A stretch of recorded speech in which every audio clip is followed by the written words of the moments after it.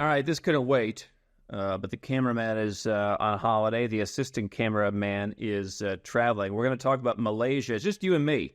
Just you and me at 830,000 beautiful souls. Talking about the new Malaysian MM2H requirements. This is hot off the presses, June 15th. Just got this from my banker, who's going to be at Nomad Capitalist Live. We were having a chat about all things Malaysia.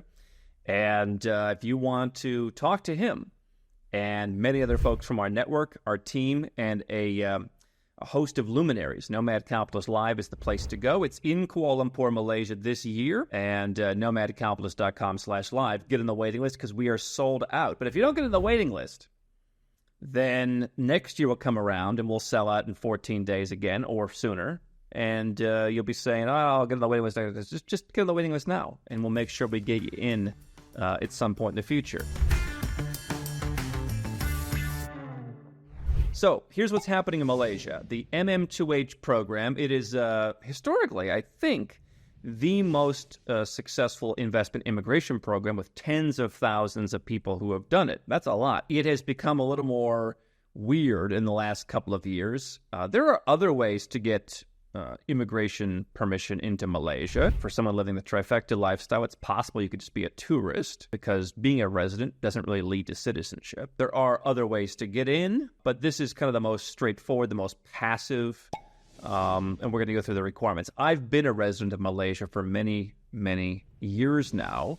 It is my longest base. It's a place that I really like.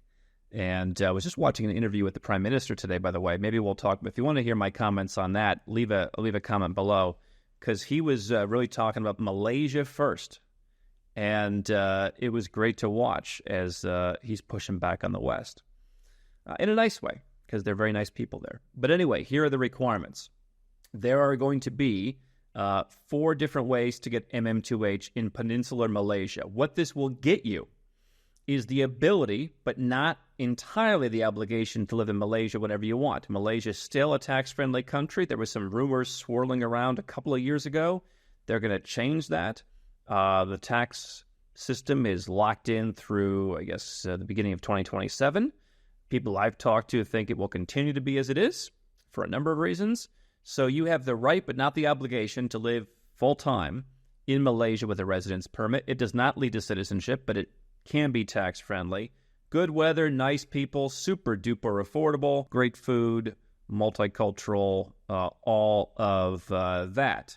There are other options, of course, in Asia that we help our clients with. This is the one I particularly like the best. There's going to be 4 programs. That's in addition to Sabah and Sarawak. They run their own programs. Let's start at the lowest end. Special economic zones. One prominent example is in this Iskandar, Malaysia, down in Johor. Johor is kind of, to simplify things, Singapore is New Jersey.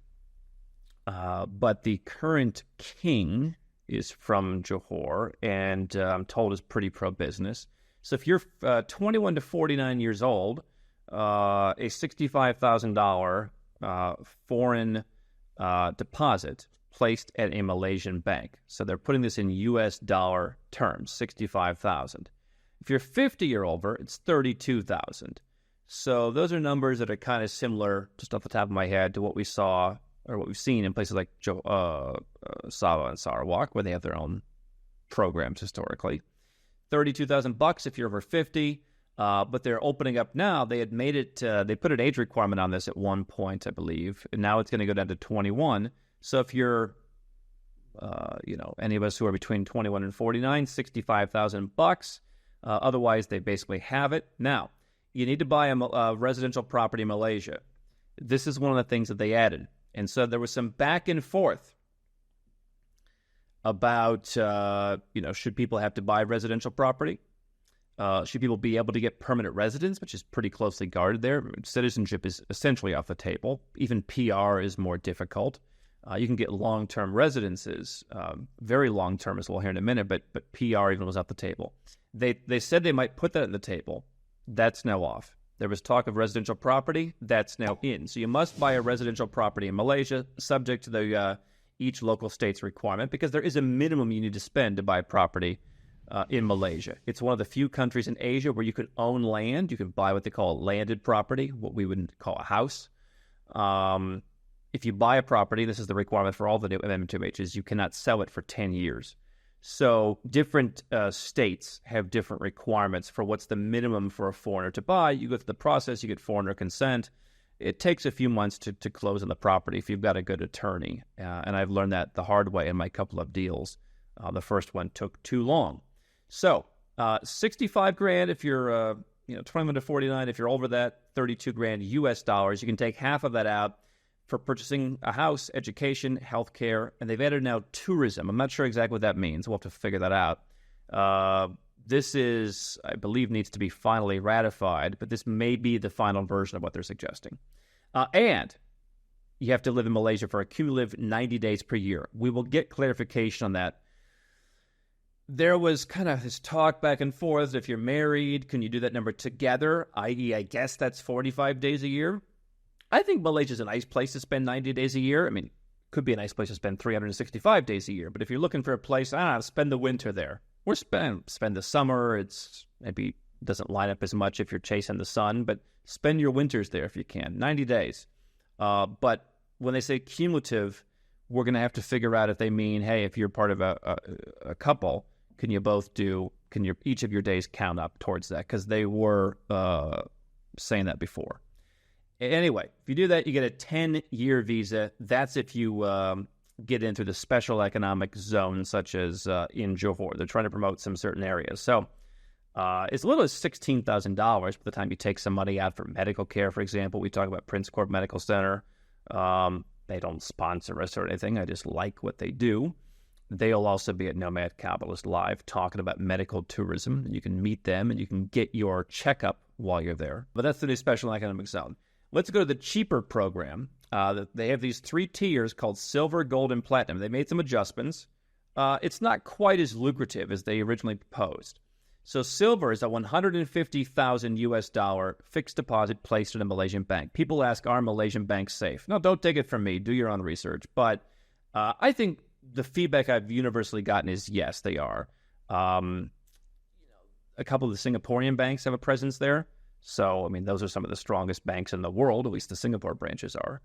I don't think those are the most efficient banks for daily use. But, I mean, the bigger banks in Malaysia are expanding throughout the ASEAN region. I mean, what people tell me is the government's not going to let the banks have a problem. So you're looking at, what is that, about close to 700,000 Malaysian ringgit is the deposit.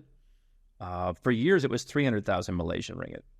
But, I mean, that was the case when I first looked at Malaysia a dozen years ago. It had been that before. So it's inflation. It's everywhere. 700,000-ish Malaysian ringgit. That's 150,000 that you put in a Malaysian bank, and you can't touch that. I think the last interest rate I saw there in the ringgit was 3.6%. The currency is at essentially a 25-year low. Listen, here's how I take it. You may pay some small premium to have a place in your life that provides a better lifestyle. In the case of Malaysia, people aren't generally at each other's throats. People are nice. When people come from the U.S., they say it's a breath of fresh air. And potentially, tax friendliness. Again, no citizenship.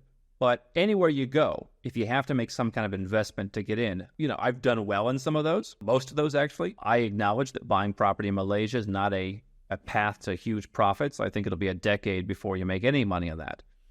But you look at this as, I'm getting a residence permit if this is the country I want to be in or one of the countries I want to be in, and I'm, putting a little bit of cash at risk.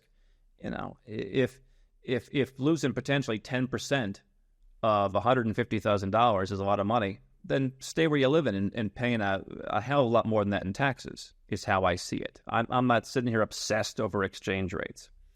Must purchase a Malaysian property to be silver in Malaysia, valued at more than 600,000 ringgit. Now, depending on where you're living, that you may not be able to buy a property that cheap.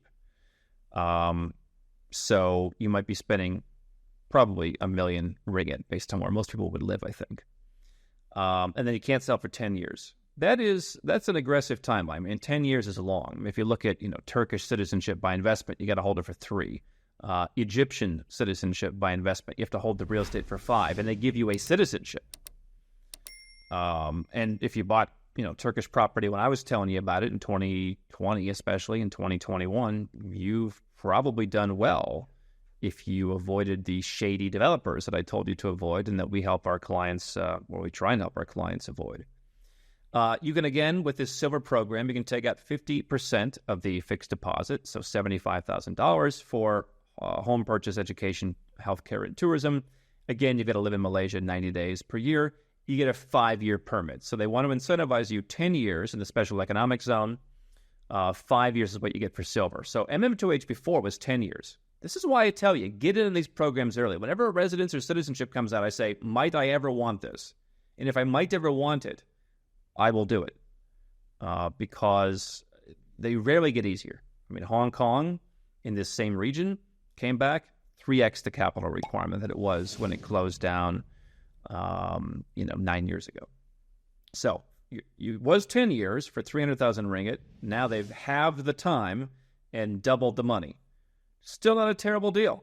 $150,000 in what I think are decent banks. You have access to a good country. Now, there's the gold, $500,000 in a Malaysian bank. I know some people are going to talk about opportunity cost. Here's what you get in return. You get 15 years. You don't have to worry about it. Is it worth, 5 years from now? They used to do, you'd get a 5-year, you get a 10-year, and then you could renew it again. We'll see what their final verdict is going to be on that. If you get 5 and then you can renew it for another 5, then that's one thing. If it's 5 years and then let's see where things are then, well, maybe the 15 years is worth it. At a certain point, I just like to know I'm settled and not be screwing around and not be going to government offices and all that kind of thing. Meetings are coming up, so we'll get through this. 90 days per year for your $500,000. The 90 days is aggressive, no doubt about it. I mean, for a program like this to impose a physical presence requirement, that's a little aggressive. For this kind of money, I've told you that Asia, and particularly tax-friendly Asia, they want wealth. This is not Latin America where they just say, hey, show us you have some income and come on in, we'll give you citizenship. That could be a good part of your program. It's possible. You might say, hey, listen, I'm going to go and live in a tax-friendly country in Latin America for 6 to 9 months a year. Chile temporarily, Uruguay for 10, 11 years, Panama, Costa Rica.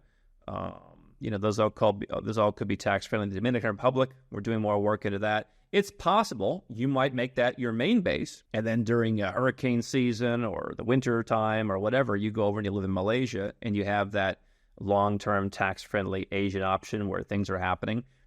Again, there's so many permutations, but $500,000 in the bank gets you a 15-year visa, same 90-day requirement. So it's aggressive. It's aggressive. Will people buy into this? Well, I think the silver will get some people. I think the special economic zone might get some people. The fact that you've got to be there 90 days, and again, for gold, you have to buy a property, 1 million ringgit. I happen to think buying a property makes your stay there more comfortable. I just did an interview with News Talk FM in Ireland, and he was telling me, he said, yeah, I traveled the world for a year. I was ready to go and sleep in my own bed at the end of the year. And I said, yeah, that's why people give up on this. Because they go and stay at a bunch of Airbnbs with white walls with like the word love painted on it, and it doesn't feel like a home. I have a home in Malaysia that I don't expect to make money on. I renovated it to exactly the standards that I wanted it to. I decorated it. I've got someone who goes and puts orchids in it before I get there, so I have a really nice stay, and I feel productive. I feel happy when I have that stuff. And that's worth it for me. It's worth taking part of my money, which I get to keep more of, even after charitable contributions have increased. I still keep a lot more of my money than if I lived in the United States, for example. And so I put some of that savings into having a nicer lifestyle and owning stuff that makes this lifestyle easier. And in turn, that makes sure that I keep doing it. Now, I don't have the United States to go back to because I gave up that citizenship, as you know. But for the rest of you who can go back to your home country, if you don't make your life overseas comfortable, and I think a home that you decorate to your own standards is one way to do that, you might give up eventually because you're going to say, oh, this isn't comfortable. Well, you're not giving it a fair shake if you don't make it as comfortable as what you left, right? And living in boring Airbnbs or renting cheap apartments, if that's what you did at home, then fine. But if it's not what you did at home, then it's not giving it a fair shake. So that's the gold option, $500,000 in the bank. You live in Malaysia 90 days, and you can do that for 15 years. Again, you can take out half the money for things like healthcare, A home would be the big one, obviously. If you have kids, education counts. I'm not sure how you spend $500,000 on healthcare in Malaysia. I think that the insurance agent, I asked him, if I got cancer, like, what would that cost? Just like spitballing. And I think he said the average cost for cancer treatment to knock it out or to try was something like, $65,000, $70,000, something like that. That's about 5 years ago. So I don't know how you spend $250,000 on healthcare in Malaysia. It's just, you and everyone you've ever met will be doing a health checkup into the next century. Now, here's the platinum option. $1 million placed in a Malaysian bank. That's a big number. Again, you can take half of it out. Again, you've got to live there for 90 days a year. What you get is you get a 20-year visa. So from 15 to 20, it's not a huge jump. They're doubling the money. They're not doubling the time. Platinum was originally, they were talking about 5 million ringgit. So you're saving a little bit, 150 grand, something like that. You're saving a little bit, but you're not going to get the path to permanent residence. Or I think they were saying they were just going to give you permanent residence. I don't recall, honestly. The other thing they've added is you have to buy a property worth 2 million ringgit or more, and you can't sell it for 10 years. Listen, I think it's an aggressive program, which makes the point that I've said for a while. Get in early. People don't get in early. I get this is new to a lot of folks, but once you kind of get in and you learn this stuff, and you've been watching us for a while, people are like, there'll always be something available. Yeah, there is. The newest and cheapest citizenship by investment program where you actually get an investment is in Egypt. Do you want to be Egyptian? It's a good plan E. It's probably not your best plan B, but that's the most affordable one because, people 5 years ago laughed at Turkey. It was cheaper. Much better passport. It was cheaper. But those days are over because there's people all around the world who want this stuff. The Western world is just waking up to this stuff. So, number one, get in early. That's what we help people do. Go to nomadcapitalist.com/apply if you want to learn, how we help people do this. No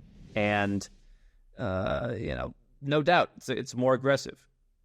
Because I love Malaysia, hey, listen, if this is the price of admission, that's the price of admission. I really think that being in a place that you feel good in is important. And I hear from a lot of folks, particularly in the U.S. and Canada, they no longer feel good. What's the price of that? Forget the fact you're going to save a lot in taxes. What's the price of enjoying your life? Honestly, you can fight with everyone around you. If your society is no longer what you want it to be, you can fight everyone for the rest of your life. You can be miserable. And I learned that growing up around and then working around the talk radio business in the United States. I'd see people who were 65 years old. They had more money than the average person, but not a lot more. And many of them, they would go to we'd go to the Bill O'Reilly, town hall or something. We'd be backstage, and you just see these people, the best of them, just angry, 71 years old, just angry. They've been angry their entire lives. What's the price of not being angry? Take $500,000 out of your bank and put it here, and you get 15 years. You commit to spending 90 days in the country, and you buy a property. I think from an asset diversification and an asset protection standpoint, having assets in different places that serve you, and there's a reason to have them, is not the worst plan. I don't understand people. Fine, if you want to get a citizenship in Turkey or Egypt, you want to buy the property, and then you don't really want the property, you're just going to dump it in 3 or 5 years, fine. I think, having a property in some of those places is not the worst thing to do. I think it'll make sure if you need to go to that country of residence or citizenship when times get tough, you'll have a place to live, and that's going to mean you're not going to wait around until the water underneath the frog is really boiling. I think having homes and I think having assets around the world is going to help you, not just from a financial perspective, but psychologically, to make the right decisions in life. So, having a property you can't sell for 10 years, unless something dramatic changes, I'm never selling my property in Malaysia. When I buy properties these days and they say, we should decide how to structure it, when are you going to sell it, when's this, when's that, maybe we shouldn't put it in a company because if you sell it in 5 years, it's capital gains. I said, I'm selling it when I'm dead. Now, whether or not that's in the next 5 years or not is anyone's guess. But I'm not buying stuff these days to be trading in and out. I'm a long-term person, and that's why I think a country like Malaysia is good. I see the Prime Minister, and he's talking about Malaysia first, and he's talking about we're going to work with different countries that offer value to our people. And I'm like, yeah, good, because 30 years ago it would have been like, we're just best buddies with the U.S. The world is changing. Neutral countries with nice people, nice weather, nice tax policies are going to be more and more valuable. I think Malaysia realizes that. They're not going to get as many people. Maybe they won't get that many people at all for this. I think $1 million is steep. Plus, you got to buy a property for $450,000. You can't take it out. This is Asia. If you like Asia, I mean, Asia's always been more focused on wealth. I will say this. What you get for your money in Malaysia for property, what you can get for 2 million ringgit, about $450,000, is insane. I mean, even in the city center of Kuala Lumpur, even in a condominium overlooking the water in a place like Penang, I mean, you can get a lot. I've had friends come from some of the cheaper cities in Europe and say you wouldn't get a third of what you have for this amount of money. Not in, London, but in, Madrid or Warsaw.